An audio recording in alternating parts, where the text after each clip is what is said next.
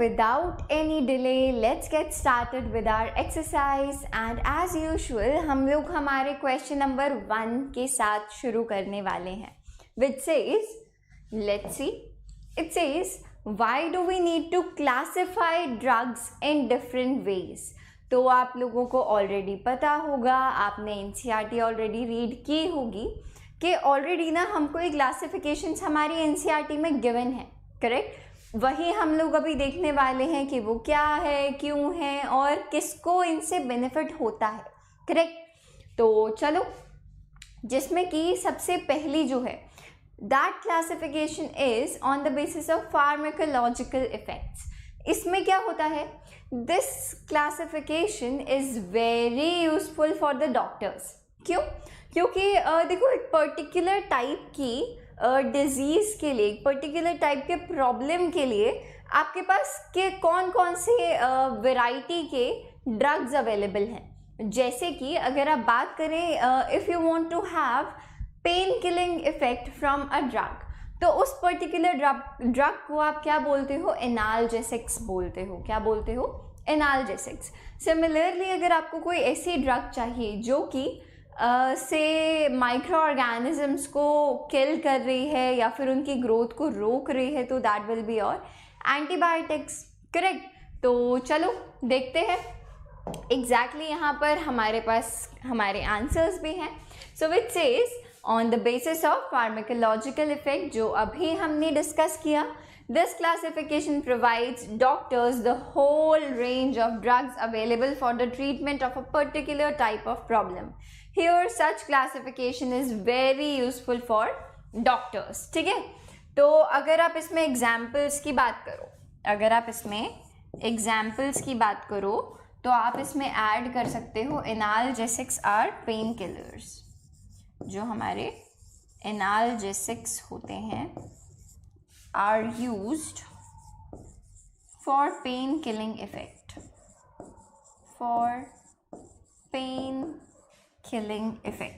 ठीक है? ये एज इट इज़ आपकी NCERT में ही गिवन है. हम लोग वही एग्जाम्पल्स लेकर चल रहे हैं जो ऑलरेडी वहाँ पर गिवन है. Alright, so here it is. अगर हम लोग नेक्स्ट क्लासिफिकेशन की बात करें, तो वो है on the basis of drug action. किसके ऊपर? कि ड्रग का क्या एक्शन है, वो किस बायोकेमिकल प्रोसेस को अफेक्ट कर रही है. ठीक है? So this classification is based on the action of drug on a particular biochemical process. अगर आप इसके एग्जाम्पल की बात करें, तो वी कैन से कि हमारी बॉडी में ना एक हिस्टामिन नाम का कंपाउंड होता है, जिसका अगर लेवल बढ़ जाता है तो हमारी बॉडी में यू कैन से इन्फ्लेमेशन प्रोड्यूस करता है, करेक्ट? तो ऐसे ड्रग्स जो हिस्टामिन्स के लेवल को कम करें, उनको हम लोग बोलते हैं एंटीहिस्टामिन्स. क्या बोलते हैं? एंटीहिस्टामिन्स. ठीक है? सो अब जो ये हमारी एंटीहिस्टामिन है, किसके ऊपर जाके अफेक्ट करने वाली है? हिस्टामिन्स के ऊपर, correct? So this classification is also important. अगर हम नेक्स्ट को देखें, सो it is on the basis of chemical structure.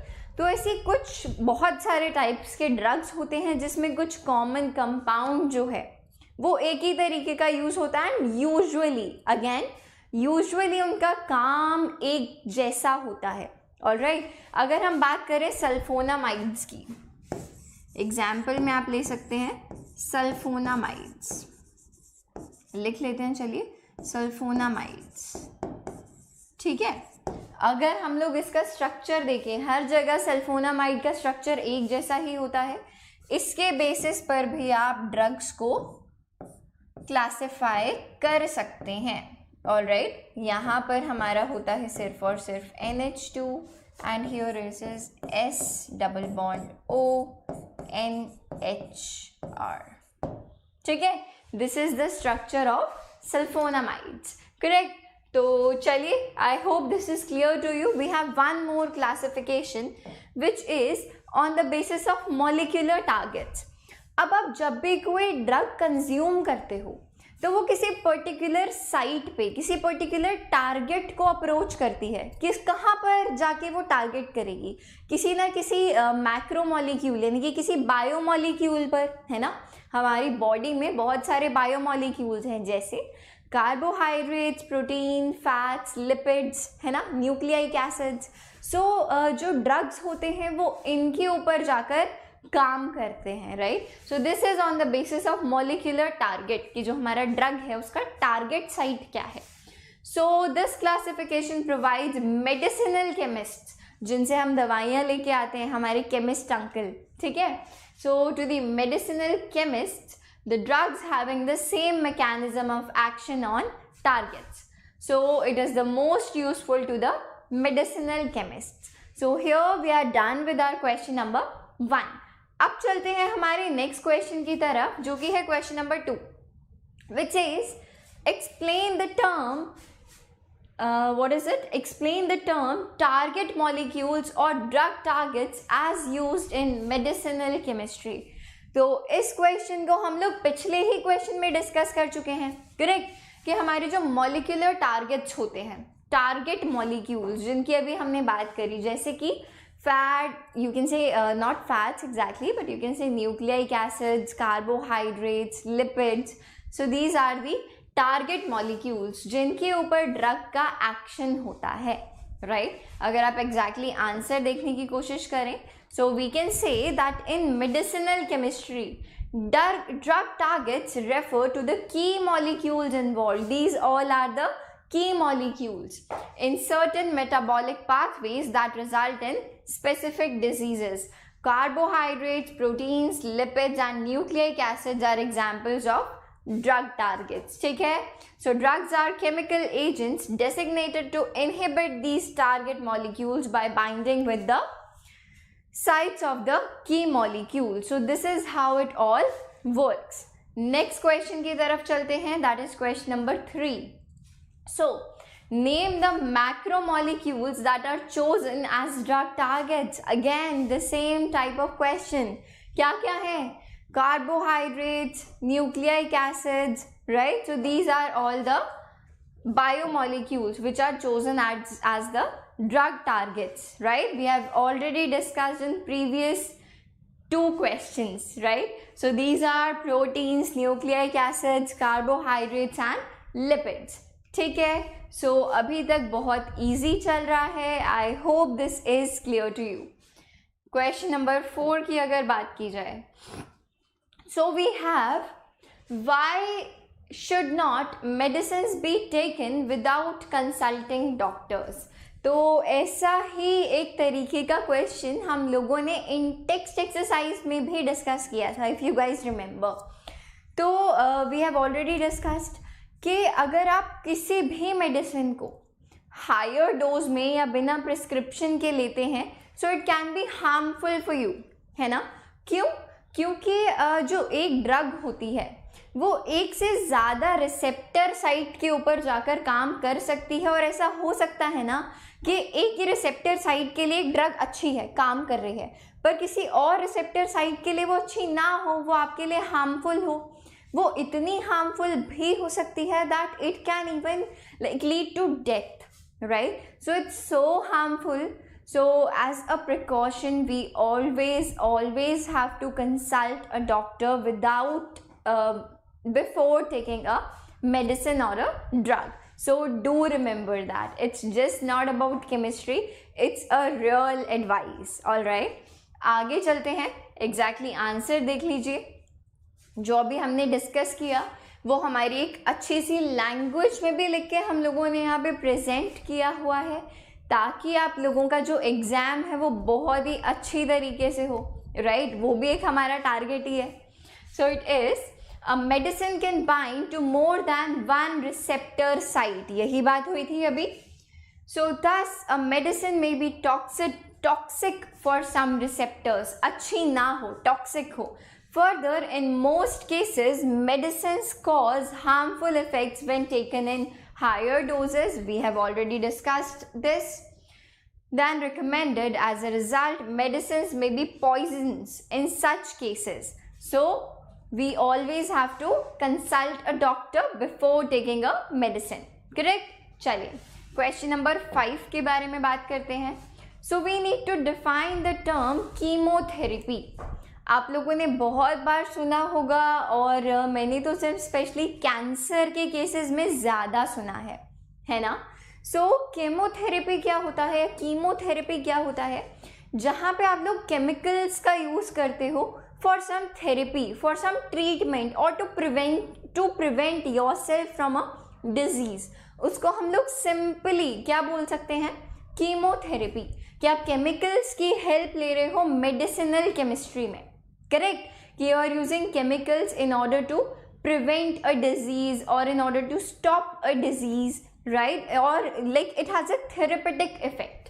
Correct? Exactly अगर आंसर देखा जाए, so the use of chemicals for therapeutic effect is called chemotherapy.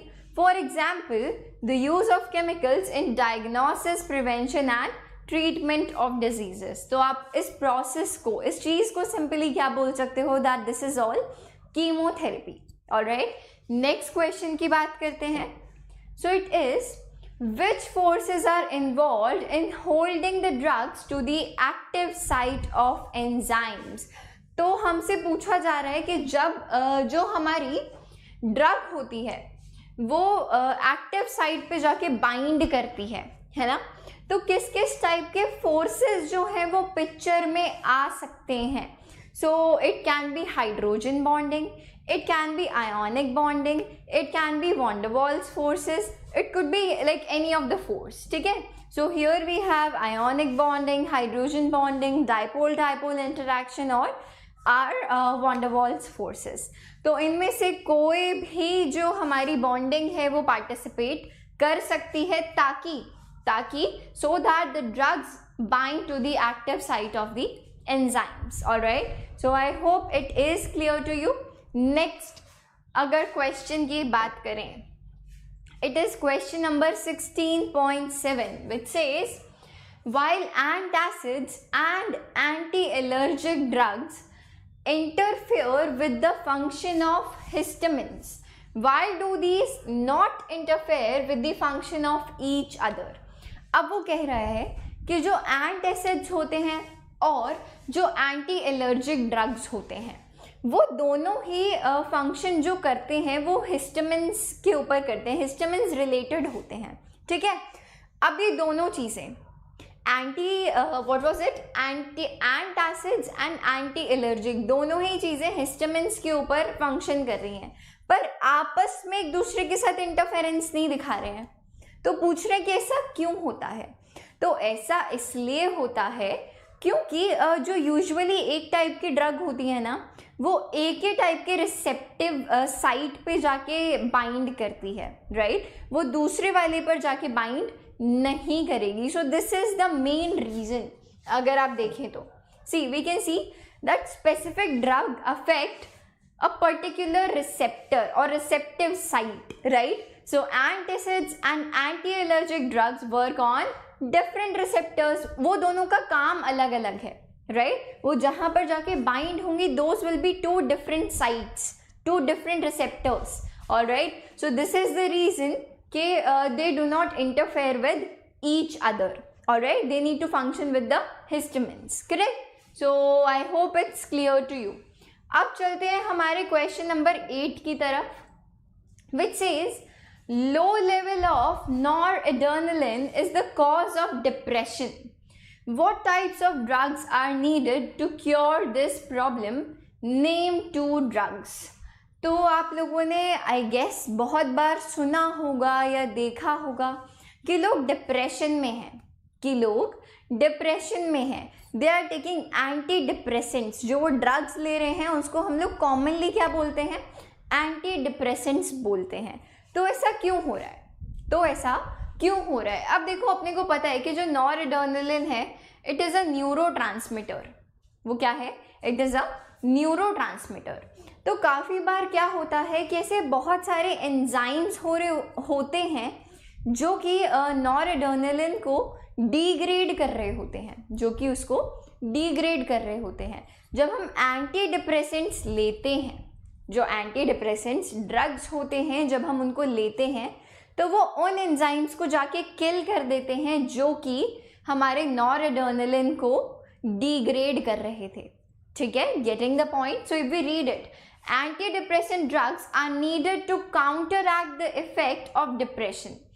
These drugs inhibit enzymes. Inhibit का मतलब होता है रोक देना, काट देना. So they inhibit enzymes catalyzing the degradation of the neurotransmitter noradrenaline. यानी कि जो हम ये ड्रग्स ले रहे हैं, ये ऐसे एंजाइम्स के कैटेलाइजिंग इफेक्ट को, यानी कि जो बूस्ट कर रहे हैं, जो इस एंजाइम को बूस्ट कर रहे हैं in order to degrade the noradrenaline, उस पर जाकर काम करते हैं, उसको रोकते हैं. So as a result the important neurotransmitter is slowly metabolised and then it can activate its receptor for longer period of time. ठीक है, so I hope it is clear to you. अब अगर बात की जाए एग्जाम्पल्स के बारे में, है ना, हमसे कहा गया था, देखिए, we are asked to name 2 drugs that are antidepressants. So one of them is Ipronazid. What is it? Ipronazid, and the second one is Phenelzine, or you can say Phenelzyne. All right, both the pronunciations are correct. So these 2 are antidepressant drugs. Make sure you know the spellings, make sure you know how to write them when it comes in exams. All right, so just don't look at them. Take your pen and paper and write them at least twice. All right, it's going to be like a great benefit for you so that you don't forget it in your examinations. All right, so these 2 are antidepressants, Ipronazid and Phenelzine. all right, चलिए अब चलते हैं next question की तरफ, जो कि है question number 16.9, which says what is meant by the term broad spectrum antibiotics, explain. तो देखो, जो हमारे लाइक जो एंटीबायोटिक्स होते हैं वो एक वाइड रेंज ऑफ बैक्टीरियाज के ऊपर काम कर सकते हैं. That's why these are called broad spectrum antibiotics. Alright, whether they are, let's see, so antibiotics that are effective against a wide range of gram-positive and gram-negative bacteria are known as broad-spectrum antibiotics. अगर हम example की बात करें तो chloramphenicol is a broad-spectrum antibiotic. तो यहाँ पर अपने पास ये एक example भी है. Again the same thing. Don't just look at it. Take a pen and a paper and write it down. Wherever you can write the examples. I'm not telling you to write your like unnecessary stuff in the examination, right? Whatever is asked, just write it. But if you can like add on 1 or 2 examples, it would be great. All right, it's definitely going to boost your performance, your marks, your everything. All right, so I hope it's clear to you. देखते हैं आगे. सो अगर आप ये chloramphenicol की बात करें, so it can be used for the like various diseases. That's why these are called broad spectrum antibiotics, कि you can use them for like multiple purposes. Like अगर आप इस पर्टिकुलर ड्रग की बात करें तो आप इसको typhoid, dysentery, acute fever, pneumonia, meningitis and certain forms of urinary infections, आप इतनी सारी डिजीजेस के लिए इनको यूज कर सकते हैं. So 2 other broad spectrum antibiotics are vancomycin and ofloxacin. So I hope it is clear to you. ठीक है, फर्दर हमको और एग्जाम्पल्स दिए हुए हैं, penicillin. So these are all antibiotics. चलिए, how do antiseptics differ from disinfectants? We need to give one example of each. तो हमसे कहा गया है, नंबर 1, एंटीसेप्टिक्स और डिसइंफेक्टेंट्स में क्या डिफरेंस है. दोनों ही माइक्रो ऑर्गेनिजम्स को किल करने के काम आती हैं, but the basic difference is, आपने देखा होगा जब भी आपको कट लग जाता है कहीं पे, तो आपकी मम्मा सैवलॉन या डिटॉल से क्लीन करती हैं उसको, राइट, ताकि कोई भी माइक्रो ऑर्गेनिज्म उस पर अटैक ना कर सके, right. So that's antiseptic, it's not disinfectant. पर आपने देखा होगा कि आपके घर में अगर कोई क्लीन कर रहा है फ्लोर को, so they would be like cleaning it with phenyl, जिसको हम मैनली लैंग्वेज में बोलते हैं. It is a disinfectant, correct.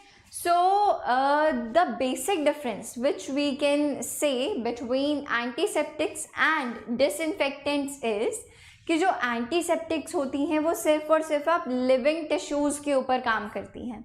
कहाँ पर? सिर्फ और सिर्फ लिविंग टिश्यूज़ के ऊपर. आप अपने ऊपर अगर डिसइंफेक्टेंट्स यूज़ करोगे on some living tissue, it's very harmful, right? Disinfectants are used on like floor and wherever you want to clean, which is not a living tissue. ठीक है? So let's look at the exact answer as well. So it says antiseptics and disinfectants are effective against microorganisms. Both of them are, but antiseptics are applied on the living tissues such as wounds, cuts, ulcers and diseased skin surfaces, while disinfectants are applied to inanimate objects, यानी कि जो जिंदा नहीं है, alright, such as floors, drainage systems, instruments, etc. ठीक है, बहुत ही बेसिक सा सिंपल सा क्वेश्चन था. I hope this is clear to you. Next question की बात करते हैं. आगे कुछ और भी है. सो हियर इट इज़ कि जो डिसइंफेक्टेंट होते हैं जिसको हम लोग फिनाइल बोलते हैं, इट इज़ 1% फिनॉल सोल्यूशन. ठीक है. और अगर आप एंटीसेप्टिक की बात करें तो वो तो अपने को पता ही है, कुछ डिटॉल आप कह सकते हैं, सैवलॉन आप कह सकते हैं. Apart from it we can see कि जो आयोडीन होता है, टिंक्चर आयोडीन आपने देखा होगा काफ़ी बार वुंड्स पे अप्लाई किया जाता है. So it is an antiseptic. So disinfectants are harmful to the living tissues and examples भी अभी हमने डिस्कस कर लिए हैं. Iodine is a strong antiseptic and 1% solution of phenol is used as disinfectant. So I hope this is A-okay. ठीक है, चलिए आगे देखते हैं.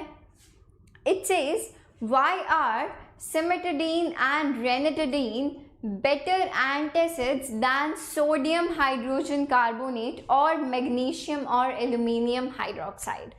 तो देखो, अगर आप इनके वर्किंग के ऊपर बात करें ना, तो ये दोनों चीज़ें दो अलग अलग काम करती हैं. कौन? ये सिमेटिडीन और रेंटिडीन, और हम डिफ्रेंशिएट कर रहे हैं किसके साथ? हाइड्रोजन कार्बोनेट, मैग्नीशियम और एल्यूमिनियम हाइड्रोक्साइड, इनके साथ. ठीक है. तो इन दोनों में डिफरेंस क्या होता है? जो हमारे मैग्नीशियम हाइड्रोक्साइड या एल्यूमिनियम हाइड्रोक्साइड या हाइड्रोजन कार्बोनेट होते हैं, ये कैसे काम करते हैं? If you have like excess acid in your stomach, right, if there is excess acid formation in your stomach, तो ये क्या करेंगे? When you take them, they just go inside and they just neutralize the excess of acid. That's how they work. But in case of cimetidine and ranitidine, ये क्या करते हैं? उस process को जाकर के ब्लॉक कर देते हैं कि जो एक्सेस एसिड होता है वो प्रोड्यूस होना ही बंद हो जाता है. Are you getting the difference? पहली जगह क्या हो रहा था? एक्सेस एसिड फॉर्मेशन हुई, और जो हमारे ये carbonate, hydrogen carbonate, magnesium hydroxide, aluminium hydroxide, ये जो थे, इन्होंने क्या किया? एक्सेस एसिड को जाके न्यूट्रलाइज कर दिया, तो सब मामला शांत हो गया. पर हमारे सिमेटिडीन और रेनिटिडीन ने क्या किया? इन्होंने उस काम को ही बंद कर दिया, एक्सेस एसिड ही प्रोड्यूस नहीं होने दिया. कैसे? चलो देख लेते हैं exactly. So we can say that antacids such as sodium hydrogen carbonate, magnesium hydroxide and aluminium hydroxide, they work by neutralizing the excess hydrochloric acid present in the stomach. That's what we have discussed. But the root cause for the release of excess acid remains untreated, है ना? Excess acid हुआ, वो neutralise हो गया, पर जो root cause था वो तो ट्रीट ही नहीं किया इन्होंने. करें? तो इसके लिए क्या किया जाए? सो इसके लिए we needed cimetidine and ranitidine are better antacids as they control the root cause of acidity. That is, these drugs prevent the interaction of histamine with the receptors present in the stomach walls. Basically जो acidity होती है वो होती क्यों है, जब histamine जो है, जब देखिए लिखा है यहाँ पे, जब हिस्टामिन और हमारे स्टमक वॉल्स का इंटरैक्शन होता है, करेक्ट। अब जो ये मेडिसिन होती हैं जो अभी हमने डिस्कस किया, सिमेटाडीन और रेनिटाडीन, ये इस इंटरैक्शन को ही बंद करवा देता है, तो यहाँ से जो रूट कॉज था वो ट्रीट हो गया। Are you getting the point? ठीक है, सो prevent the interaction, so consequently there is decrease in the amount of acid released by the stomach. This is why cimetidine and ranitidine are better antacids. So I hope it is clear to you. आगे चलते हैं. That's question number 12, which says name a substance which can be used as an antiseptic as well as disinfectant. अभी हम लोगों ने इनके बीच का जो डिफरेंस था वो तो देख लिया, जो इन दोनों के बीच का डिफरेंस था वो तो देख लिया, पर अभी हमसे कहा जा रहा है कि एक ऐसा सब्सटेंस बताइए जो कि एक एंटीसेप्टिक और एक डिसइंफेक्टेंट दोनों ही तरह काम कर पाए। तो उसका आंसर है बेटा फिनॉल। उसका आंसर क्या है? It's phenol. So we can say that phenol can be used as an antiseptic as well as an disinfectant. 0.2% solution of phenol is used as an antiseptic and 1% solution of phenol is used as an disinfectant. ठीक है, so this is important question. हो सकता है आपको 1 marker में पूछ लिया जाए. I hope it is clear to you. अब बात करते हैं नेक्स्ट क्वेश्चन की. That would be question number 13. So this question says what are the main constituents of Dettol? जो हम लोग यूज़ करते हैं Dettol, उसके constituents यानी कि वो किन चीज़ों से मिलकर के बना होता है वो अपने को बताना है. ऑलराइट, सो जो ये होता है Dettol, ये बना होता है क्लोरोक्सिलिनॉल और अल्फा टर्पेनियोल से. ठीक है, एग्जैक्टली. चलिए आप इसकी स्पेलिंग देख लीजिए. ये है इनकी स्पेलिंग्स. अगेन बच्चे same thing, don't just look at them. एक बार लिख करके प्रैक्टिस डेफिनेटली करनी है, otherwise you are going to forget for sure. Alright, इनका अगर स्ट्रक्चर देखा जाए, तो बेटा क्लोरोक्सिलिनॉल का स्ट्रक्चर होता है कुछ ऐसा, something like this. Benzene ring, यहाँ पर OH, ऑर्थो मेटा पोजिशंस पर दोनों तरफ यहाँ पर आता है मिथाइल ग्रुप और पैरा पोजिशन पर क्लोरीन. ठीक है, दिस इज आवर क्लोरोक्सिलिनॉल. ठीक है, और अगर बात की जाए हमारे अल्फा टर्पेनियोल की, तो चलिए इसका भी स्ट्रक्चर देख लेते हैं. इसका स्ट्रक्चर होता है बेटा कुछ ऐसा, ये बेंजीन रिंग, ऊपर मिथाइल ग्रुप. ठीक है, एंड लाइक दिस. ठीक है, यहाँ पर CH3, यहाँ पर CH3 और यहाँ पर होता है OH. So this is our alpha terpineol. इसको क्या बोलेंगे बेटा? This is our alpha terpineol. तो इन दोनों चीज़ों से मिलकर के हमारा डेटॉल बना होता है. I hope it's clear to you. आगे अगर 14th क्वेश्चन की बात की जाए, so the 14th question says what is tincture of iodine, what is its use? तो देखो यूज़ तो हम लोगों ने अभी पहले भी डिस्कस किया था कि जो आयोडीन का सोल्यूशन होता है किसमें, एल्कोहल वाटर मिक्सचर के अंदर, अराउंड 2-3% यू कैन से. और इसका काम क्या होता है? It works as an antiseptics. We discuss कि हम लोग वोन्स पे या कट्स पे लगाते हैं इसको, right. So it is it's use, it works as an antiseptic. ठीक है, so we can say that tincture of iodine is 2-3% solution of iodine in alcohol water mixture. It is applied to wounds as an antiseptic. Simply छोटा सा प्यारा सा question. ठीक है, चलिए चलते हैं क्वेश्चन नंबर 15 की तरफ, which says what are food preservatives. तो बहुत सिंपल सी बात होती है. प्रिजर्व का मतलब होता है किसी चीज़ को यू कैन से बचाना, है ना. तो फूड प्रिजर्वेटिव्स ऐसी चीज़ें जिनसे फूड की स्पॉइलेज को कम किया जा सके या फिर ख़त्म किया जा सके, ठीक है। जैसे कि आपने देखा होगा कि सॉल्ट में पिकल्स में हम लोग सॉल्ट और ऑयल तो ऐड करते हैं, it like apart from the taste it also works as a preservative. जो हमारे normal table salt, sugar, jams में हम लोग शुगर डालते हैं, क्यों? Not only for the taste but also because it works as a food preservative. तो जो हमारे simply table salt, sugar, oil और अगर बात करें तो सोडियम बेंजोएट, ये सारी ही चीज़ें एज अ फूड प्रिजर्वेटिव काम करती हैं। So food preservatives are chemicals that prevent food from spoilage due to microbial growth. As we know, अगर आप ऐसे ही अपने फूड को like you will just leave it, तो उसके ऊपर माइक्रोब्स अटैक करने लगेंगे, ठीक है, जिसके वजह से आपका जो फूड है वो स्पॉइल हो जाएगा। एंड वी नो कि एट हायर टेम्परेचर्स ये प्रोसेस बहुत फास्ट होता है, correct. So I hope it's clear. बहुत ही ईजी से, सिंपल से, जनरल से क्वेश्चंस हम लोग डिस्कस कर रहे हैं इस चैप्टर में, because it is chemistry in everyday life, ठीक है। चलिए 16th क्वेश्चन की बात करते हैं। Why is aspartame limited to cold foods and drinks? अब देखो, जो एस्पर्टेम होता है, वी हैव डिस्कस्ड, ये क्या है? This is an artificial sweetening agent. क्यों यूज़ करते हैं? बिकॉज जो लोगों को से डायबिटीज़ होता है, जो लोग ओबीज होते हैं, उनको प्रॉब्लम होती है, करेक्ट, क्योंकि sugar is like very high calories, they are not able to consume it, they are not able to digest it, ठीक है।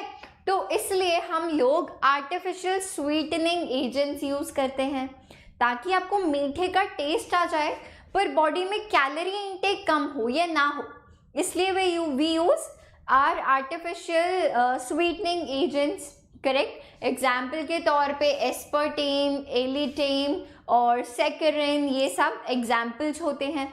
तो यहाँ पे हमसे पूछा गया है कि जो एस्पर्टेम है वो सिर्फ और सिर्फ कोल्ड फूड्स या फिर कोल्ड ड्रिंक्स में ही लाइक उसका यूज़ लिमिटेड क्यों है? बिकॉज एट हायर टेम्परेचर्स, अगर आप बात करें कुकिंग टेम्परेचर की, तो इट्स वेरी अनस्टेबल, कुछ और कंपाउंड बन जाता है, खराब हो जाता है, it's not usable, that's why it's limited to only cold foods and drinks. So here is the exact answer as well, which says aspartame becomes unstable at cooking temperature.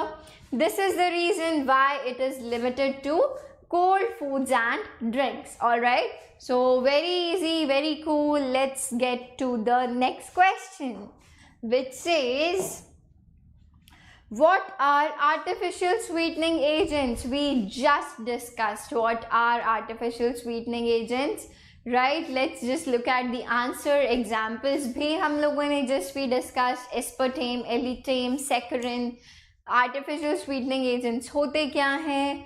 जो मीठे होते हैं, they taste sweet but they are not sugar, ठीक है। हम लोग sugar intake क्यों नहीं करते हैं? अगेन कुछ लोगों को प्रॉब्लम होती है और आज के टाइम में तो बहुत ज़्यादा लोगों को प्रॉब्लम होती है because they are suffering from obesity, diabetes, तो बहुत issues है. So do take care of your health, correct? So let's look at the exact answer, which says artificial sweetening agents are chemicals that sweeten food. However, unlike natural sweeteners, they do not add calories to our body. They do not harm the human body. Some artificial sweeteners are aspartame, saccharin, sucralose and elitame. ठीक है, just what we discussed. ठीक है, let's get to the next question, which says, what problem arises using elitame as artificial sweetener?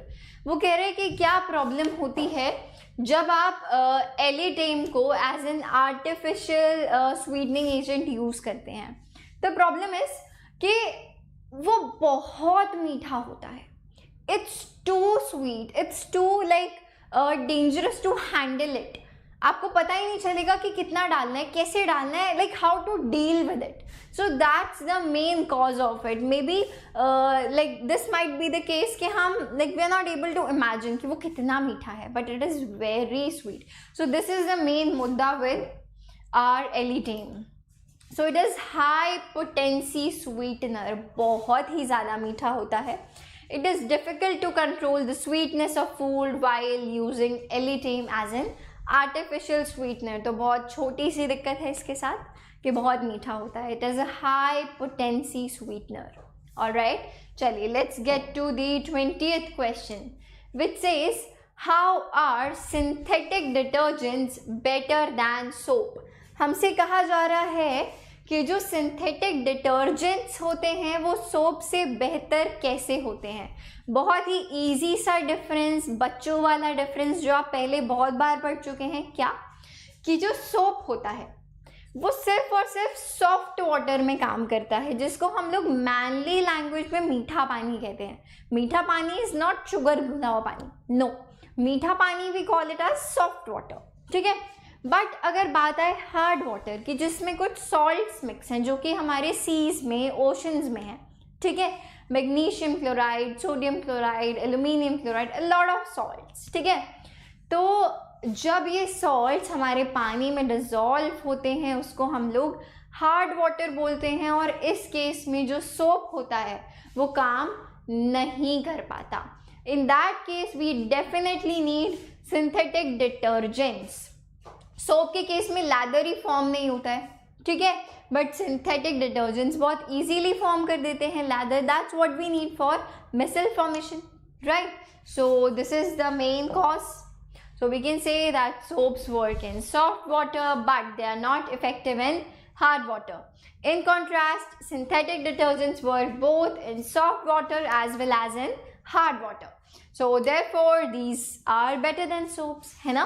अगर आप किसी coastal area में रहते हो then quite obvious जो आपके आसपास पानी होगा it's going to be hard water many places, right. So definitely detergents high potential होता है उनका और they are very useful for us and better than soaps, correct. चलिए नेक्स्ट क्वेश्चन देखते हैं. That is question number 21 which says explain the terms with suitable examples. पहला है जिसमें cationic detergents, anionic detergents and non-ionic detergents. तो इन तीनों type के detergents को हमको एक्सप्लेन करना है along with the suitable examples. तो चलो देखते हैं. तो सबसे पहले हम यहाँ पर डील करने वाले हैं cationic डिटर्जेंट्स के साथ. देखते हैं. So these are cationic detergents जो होते हैं वो होते क्या हैं. These are quaternary ammonium salts either of acetates, bromides और क्लोराइड्स. ठीक है. दूसरी बात कि हम इनको cationic डिटर्जेंट्स कहते क्यों हैं, क्योंकि इनके पास एक लॉन्ग हाइड्रोकार्बन चेन होती है. ठीक है. Because the cationic part of these detergents contains a long hydrocarbon chain and positive charge on nitrogen atom. अगर इसका एग्जाम्पल देखा जाए so that is cetyl trimethyl ammonium bromide. ठीक है. और अगर इसका स्ट्रक्चर देखा जाए तो वो होता है कुछ ऐसा. Sorry, wait for a second. Let's write it again. Let's try to write it again. That is, यहाँ पर आता है अपने पास सबसे पहले नाइट्रोजन और 3 जगह इस पे लगा होता है मिथाइल ग्रुप. ठीक है. यहाँ पर इट इज CH3 एंड इस ब्रैकेट में CH2. ठीक है. This is the cationic part. इसके ऊपर आएगा पॉजिटिव चार्ज और ब्रोमाइड है आगे. So here it is Br negative. ये हमारा कैसा डिटर्जेंट है. This is our cationic detergent. अब चलते हैं एनायनिक डिटर्जेंट की तरफ, जो कि आप कह सकते हैं कि 2 तरीके के होते हैं, पर उनकी जो लाइक जिस तरीके से वो सिंथेसिस किए जाते हैं बिल्कुल सिमिलर ही होता है. One is simply sodium alkyl sulphate और दूसरा है जिसमें आपकी एल्काइल बेंजीन आ जाएगी. ठीक है. मतलब बेंजीन रिंग आ जाएगा साथ में. ठीक है. So these are sodium alkyl sulphates. इसमें क्या होता है, these are long sodium salts होते हैं किसके, एल्कोहल्स के, ठीक है। So these detergents are sodium salts of long chain of alcohols और हाइड्रोकार्बन्स, ठीक है, एल्कोहल्स और हाइड्रोकार्बन्स। इनको हम लोग कैसे प्रिपेयर करते हैं, सबसे पहले सल्फ्यूरिक एसिड के साथ, कंसंट्रेटेड सल्फ्यूरिक एसिड के साथ, और उसके बाद सोडियम हाइड्रोक्साइड के साथ इनको ट्रीट किया जाता है। एग्जाम्पल हमको गिवन है, दैट इज लॉरियल सल्फेट या फिर स्टेराइल सल्फेट, जिनके एग्जैक्टली केमिकल फॉर्मूला अगर देखा जाए लॉरियल सल्फेट का तो वो क्या होता है, C11. This is C11. Let's write it properly. It is a bit missing. Let's erase it from here. Let's write the one properly. It is C11. This is something like this. ठीक है, C11 H23 CH2 OSO3 negative and Na positive. This is the formula for L'Oreal sulfate. और अगर बात की जाए sterile sulphate की तो वो क्या होता है, C17 H35 CH2 OSO3 negative Na positive, ठीक है। अब आते हैं हमारी दूसरी कैटेगरी पे जो कि हमने बात की थी, सोडियम एल्काइल बेंजीन सल्फोनेट्स, ठीक है। तो अब की बार हमारी लॉन्ग चेन के बजाय यानी कि हाइड्रोकार्बन के चेन के बजाय बेंजीन आ गई है, ठीक है। So these detergents are sodium salts of long chain of alkyl benzene, ठीक है, एल्काइल बेंजीन सल्फोनिक एसिड्स। इनकी भी प्रिपरेशन कैसे की जाती है, पहले आप कंसंट्रेटेड सल्फ्यूरिक एसिड के साथ ट्रीट करेंगे और उसके बाद NaOH यानी कि सोडियम हाइड्रोक्साइड के साथ। अगर एग्जाम्पल की बात की जाए तो it is sodium 4,1 dodecyl benzene sulphonate, SDS जिसको कहा जाता है, जिसको क्या कहा जाता है बेटा, SDS कहा जाता है। I hope this is clear to you. Please इसको देख लीजिए एक बार, उसके बाद हम स्ट्रक्चर डिस्कस करने वाले हैं जो ये हमने डिस्कस किया है अभी हमारा कंपाउंड। इसका स्ट्रक्चर अगर देखा जाए तो वो होता है कुछ ऐसा। लेट्स सी कि इसका स्ट्रक्चर कैसा होता है, समथिंग लाइक दिस। यहाँ पर सबसे पहले होती है हमारे बीच में बेंजीन रिंग। कौन सी रिंग होती है बेटा बीच में, बेंजीन रिंग। और अगर इधर बात की जाए it is SO3 negative and Na positive.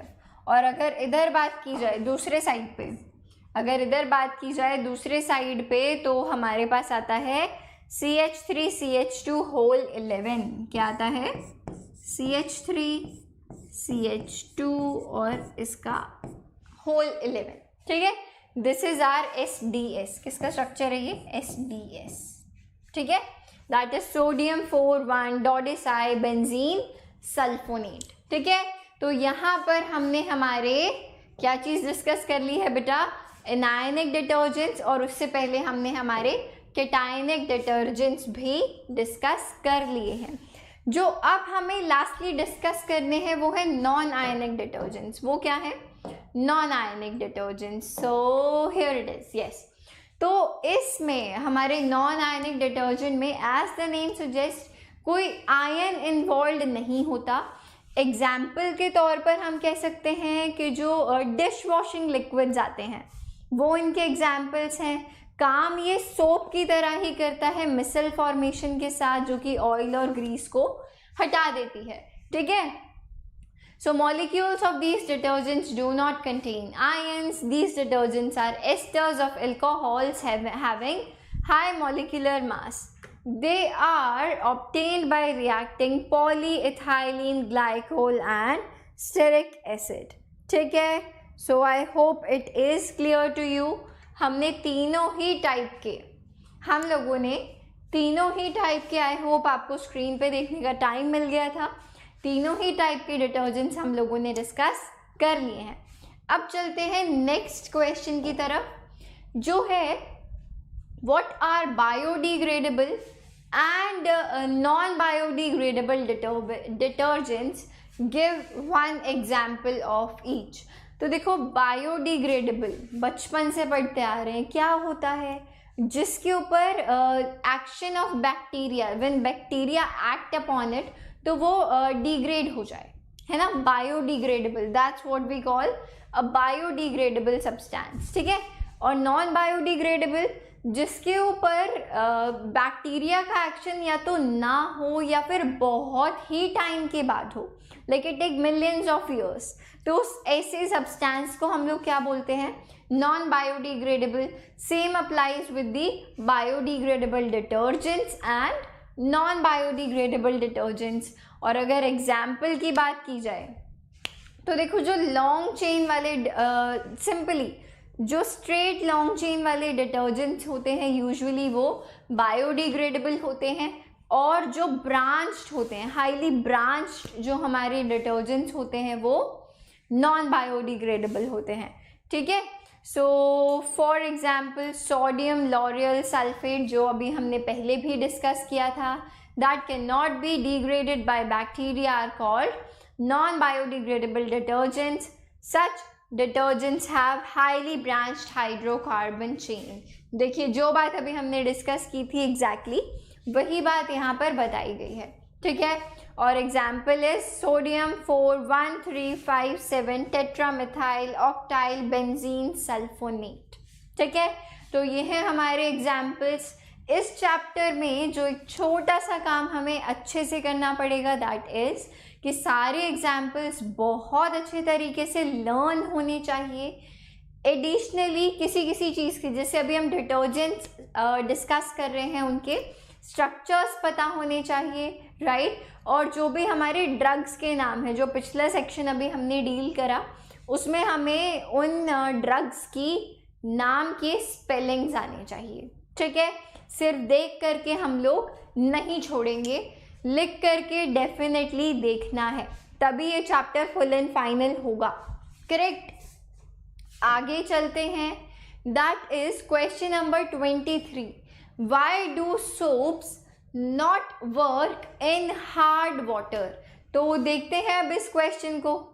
तो देखो यार, इस क्वेश्चन के लिए ना हमको पता है कि जो सोप्स होते हैं, कि जो हमारे सोप्स होते हैं, these are salts of sodium और potassium fatty acids, है ना। these are the sodium और potassium salts of fatty acids, correct। पर जो हार्ड वाटर होता है, जो हार्ड वाटर होता है उसमें क्या होता है, मैग्नीशियम या कैल्शियम आयंस प्रेजेंट होते हैं, करेक्ट। अब जो ये आयंस प्रेजेंट है हार्ड वाटर में, ये सोप के सोडियम या पोटाशियम को डिस्प्लेस कर देते हैं, और डिस्प्लेस करने के बाद एक प्रेसिपिटेट फॉर्म करते हैं। प्रेसिपिटेट फॉर्म करने का मतलब है कि एक इनसॉल्युबल कंपाउंड फॉर्म करते हैं, जिससे कि सोप अपना काम नहीं कर पाता। सो दिस इज द रीज़न कि जो सोप्स हैं वो हार्ड वाटर में काम नहीं करता। अगर एग्जैक्ट एक्सप्लेनेशन देखी जाए तो देखिए, सोप्स आर सोडियम और potassium salts of fatty acids. Hard water contains calcium and magnesium ions. When soaps are dissolved in hard water, these ions displace sodium or potassium from their salts and form insoluble calcium or magnesium salts of fatty acids. Correct? अगर आप इसको equation के through देखें, अगर आप इसको equation के through देखना चाहें तो देखो क्या आएगा। तो देखते हैं क्या आएगा। अपने को पता है कि सोप क्या होता है। सोप आप कह सकते हैं इट इज़, अगर हम लोग बैलेंस्ड केमिकल इक्वेशन लिखें, so it will B 2C17H35 COONA, right. ये क्या है बेटा हमारा, दिस इज आर सोप, ठीक है। अब बात करते हैं हार्ड वाटर की। अब हार्ड वाटर में हमको पता है कि मैग्नीशियम आयंस और कैल्शियम आयंस प्रेजेंट है। से यहाँ पर हमने ले लिया CaCl2 प्रेजेंट है हमारे हार्ड वाटर में। ये कहाँ पे है, इन हार्ड वाटर, इन हार्ड वाटर, ठीक है। अब जब ये दोनों साथ में रिएक्ट करेंगे, अब जब ये दोनों साथ में रिएक्ट करेंगे तो जो ये कैल्शियम है ये सोडियम को डिस्प्लेस कर देगा। तो देखो यहाँ से NaCl बाहर निकल जाएगा, यहाँ से NaCl बाहर निकल जाएगा और बचेगा क्या, यहाँ पर we will have C17, let's use this colour, C17H35 COO whole twice Ca, ये बन जाएगा, ये कंपाउंड बन जाएगा। अब जो ये कंपाउंड है ये क्या है, प्रेसिपिटेट है। This is a precipitate, this is a precipitate, ठीक है। This is insoluble, this is insoluble, ठीक है। So these insoluble salts separate as scum. So this is the reason why soaps do not work in hard water, ठीक है। So I hope this question is clear to you कि जो हमारे soaps होते हैं वो हार्ड वाटर में काम क्यों नहीं करते हैं। अब चलते हैं हमारे क्वेश्चन नंबर 24 की तरफ, which says can you use soaps and synthetic detergents to check the hardness of water. वो कह रहा है कि क्या आप सोप्स और सिंथेटिक डिटर्जेंट्स को यूज़ कर सकते हो वेदर टू नो दैट कि आपके पास हार्ड वाटर है या नहीं। तो देखो, अगर आप सोप्स लेते हो, अगर आप कोई सोप लेते हो और उसको हार्ड वाटर में डिज़ोल्व करने की कोशिश करते हो, काम करने की कोशिश करते हो उसके साथ, तो जो सोप है अभी हमने देखा पिछले ही क्वेश्चन में, ये देखिए पिछले ही क्वेश्चन में अभी हमने देखा कि वो एज अ स्कम एक प्रेसिपिटेट फॉर्म करेगा और एक स्कम की तरह साइड में बैठ जाएगा, प्रेसिपिटेट हो जाएगा, ठीक है। तो ऑफ कोर्स आपको पता चल जाएगा, है ना, अगर सॉफ्ट वाटर होगा तो सोप को कुछ नहीं होगा, स्कम फॉर्म नहीं होगा, करेक्ट। बट अगर आप हार्ड वाटर में सोप यूज़ करोगे तो डेफिनेटली एक प्रेसिपिटेट फॉर्म होगा। तो यहाँ से आप कह सकते हैं कि सोप यूज़ करने से आप बता सकते हो whether the water is hard और नॉट। पर अगर आप सिंथेटिक डिटर्जेंट्स यूज़ कर रहे हैं तो वो तो सॉफ्ट वाटर में भी काम करता है और हार्ड वाटर में भी, आप नहीं बता पाओगे, करेक्ट। तो अगर आप एग्जैक्टली इसकी एक्सप्लेनेशन देखें तो देखिए जो अभी हमने डिस्कस किया है वही लिखा है that soaps get precipitated in hard water but not in soft water. Therefore, soaps can be used for checking the hardness of water. However, synthetic detergents do not get precipitated either in hard water or soft water. Correct? So, therefore, synthetic detergents cannot be used for checking the hard water. Alright? So, here we have done question number 24. तो अब देखते हैं कि हमारा question number 25 क्या कहता है। So, it says explain the cleansing action of soaps.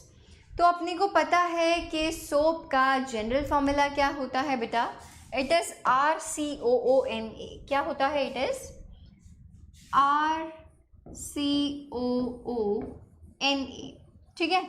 अब इसमें से भी अपने को फर्दर क्या पता है कि इसमें से एक हाइड्रोफिलिक पार्ट होगा जो वाटर लविंग होगा और एक हाइड्रोफोबिक पार्ट होगा जो वाटर हीटिंग होगा।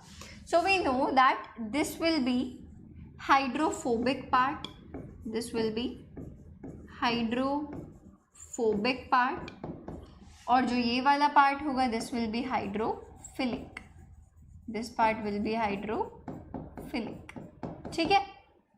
ये बात हो रही है सोप्स के बारे में। एडिशनली अपने को क्या पता होने की ज़रूरत है, वैसे तो आप 10th में पढ़ चुके हैं, फिर भी कि जो सोप होता है उसका स्ट्रक्चर कुछ ऐसा होता है कि एक इसकी ऐसे हेड होती है और वेट फॉर अ वाइल, एक ऐसे इसकी हेड होती है और एक इसकी ऐसे टेल होती है, ठीक है। अब जो इसका हेड होता है, जो इसका हेड होता है वो हाइड्रोफिलिक होता है नेचर में।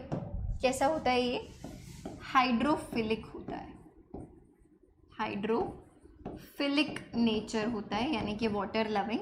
और जो टेल होती है वो हाइड्रोफोबिक होती है। वो कैसी होती है, हाइड्रोफोबिक होती है।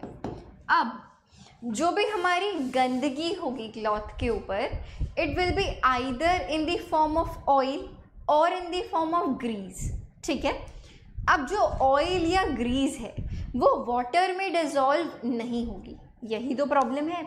पर जो हमारा ये हाइड्रोफोबिक वाला पार्ट है, इसके अंदर डिसॉल्व हो जाएगी, इसके अंदर डिसॉल्व हो जाएगी।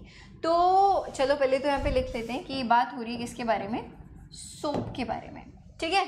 चलो इसको आगे देखते हैं, इसको आगे देखते हैं। से यहाँ पर है एक ये हमारे पास ऐसे, दिस इज आवर ऑयल या ग्रीस पार्टिकल, ये हमारी डर्ट है, ये हमारी डर्ट है, ठीक है। तो जब आप इसके ऊपर सोप अप्लाई करते हो तो सोप अपने आप को ना कुछ इस तरीके से अरेंज कर लेता है, समथिंग लाइक दैट, कुछ इस तरीके से सोप अपने आप को अरेंज कर लेता है। ये स्ट्रक्चर आपने बहुत बार देखा है 10th में भी, right. This is called what, myself formation. इस स्ट्रक्चर को क्या बोलते हैं कि बेटा माइसेल्स फॉर्म हो गई है, समथिंग लाइक दिस, ठीक है। अब अपने को अगेन पता है कि जो हमारा बाहर जो मीडियम है वो कैसा है, वो एक्वस मीडियम है, पानी प्रेजेंट है बाहर, this is our aqueous medium, पानी है बाहर। तो देखो जो हाइड्रोफिलिक वाला पार्ट है वो तो इसमें डिसॉल्व हो जाएगा, और जो हाइड्रोफोबिक वाला पार्ट है, डर्ट या ऑयल ग्रीस, वो इसमें डिसॉल्व हो जाएगा, ठीक है। स्ट्रक्चर ऐसे बना दिया। अब ऐसी सिचुएशन में जो भी हमारा क्लॉथ है उसको एजिटेट करना बहुत ज़रूरी होता है। अगर आप हाथ से धो रहे हो तो आपने देखा होगा ब्रशेस से रब करके धोते हैं, राइट। या फिर अगर वॉशिंग मशीन्स आप यूज़ कर रहे हो तो वो कंटिन्यूसली इसे एजिटेट कर रही होती है उसको, यानी कि उसको घुमा रही होती है, ठीक है।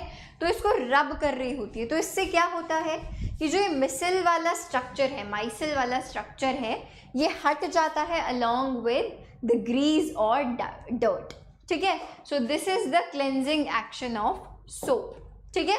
आप अगर इसको रीड करना चाहें तो वो भी कर लेते हैं। So we know soap molecules from micelles around an oil droplet in such a way that the hydrophobic parts of the stearate ions attach themselves to the oil droplet and the hydrophilic part projects outside the oil droplet, यानी कि in the water, ठीक है।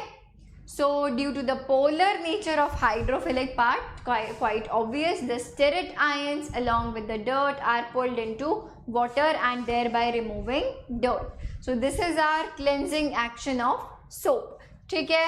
चलिए अब बात करते हैं आगे क्वेश्चन की, that is if water contains dissolved calcium hydrogen carbonate out of soaps and synthetic detergents, which one will you choose for cleansing clothes? फिर से देखो वही बात आ जाती है कि कैल्शियम हाइड्रोजन कार्बोनेट, कैल्शियम का कोई सॉल्ट प्रेजेंट है यानी कि हार्ड वाटर है, तो आप क्या यूज़ करोगे, सिंथेटिक डिटर्जेंट्स यूज़ करोगे। Why? Because they are usable both in soft water as well as in hard water. पर जो सोप्स होते हैं वो हार्ड वाटर में प्रेसिपिटेट हो जाते हैं, स्कम के फॉर्म में सेपरेट हो जाते हैं। तो what will you choose? Definitely you are going to choose detergents, ठीक है। एग्जैक्टली यहाँ पर अपने पास एक्सप्लेनेशन भी है that synthetic detergents are preferred for cleaning clothes. Why? When soaps are dissolved in water containing calcium or magnesium ions as well, these ions form insoluble salts that are no further use. However, when synthetic detergents are dissolved in water containing calcium ions, these ions form soluble salt that act as cleansing agents, ठीक है। So definitely we are going to use synthetic detergents, correct? चलिए अब बात करते हैं हमारे last question के बारे में, जो क्या कह रहा है, label the hydrophilic and hydrophobic parts in each of the following compounds. तो देखो हमको पता है कि सोप के स्ट्रक्चर में बेसिकली हमारे पास एक हाइड्रोफोबिक एंड होता है और एक हाइड्रोफिलिक एंड होता है। हाइड्रोफोबिक अगेन जो वाटर हीटिंग हो एंड हाइड्रोफिलिक अगेन जो वाटर लविंग हो। यूजुअली जो हमारा हाइड्रोफोबिक पार्ट होता है, यूजुअली जो हमारा हाइड्रोफोबिक पार्ट होता है वो कार्बन की लॉन्ग चेन होती है। तो देखो अगर आप पहले एग्जाम्पल में देखोगे तो we can say that this is the long chain of carbon यहाँ तक, ठीक है। तो ये क्या है बेटा, this is our hydrophobic, this is our hydrophobic part, ठीक है। और जो उससे आगे है ये है हमारा हाइड्रोफिलिक पार्ट। ये कैसा है हमारा हाइड्रोफिलिक पार्ट, हाइड्रोफिलिक पार्ट, ठीक है। नेक्स्ट पे आते हैं, तो we can say that CH3CH2 whole 15, ये पूरी जो लंबी कार्बन की चेन है, अगेन ये कैसी होने वाली है, हाइड्रोफोबिक। ये कैसी होगी, हाइड्रोफोबिक पार्ट होगा ये, ठीक है। और अगर लास्ट पर आए तो मतलब अगर वो हाइड्रोफोबिक है तो ये हाइड्रोफिलिक है, यानी कि पानी की तरफ जाना चाहेगी, हाइड्रोफिलिक, ठीक है। लास्ट पार्ट पे आते हैं, सो वी कैन सी यहाँ पर जो ये कार्बन की लॉन्ग चेन है CH3CH2 होल 16, तो ये जो है अगेन ये यहाँ पर कैसी होने वाली है, हाइड्रोफोबिक, यानी कि पानी से दूर भागेगी, this will be hydrophobic part, ठीक है। और अगर बात की जाए आगे की तो ये वाला जो पार्ट है वो हो जाएगा कैसा, hydrophilic, this part will be hydrophilic, be hydrophilic part, ठीक है। So here you are done with your last question of your last chapter, and now you are all set to go for NCERT along with all the examples, in-text questions and exercise. All right, I hope you enjoyed this journey. Keep practicing. All the best. Bye bye.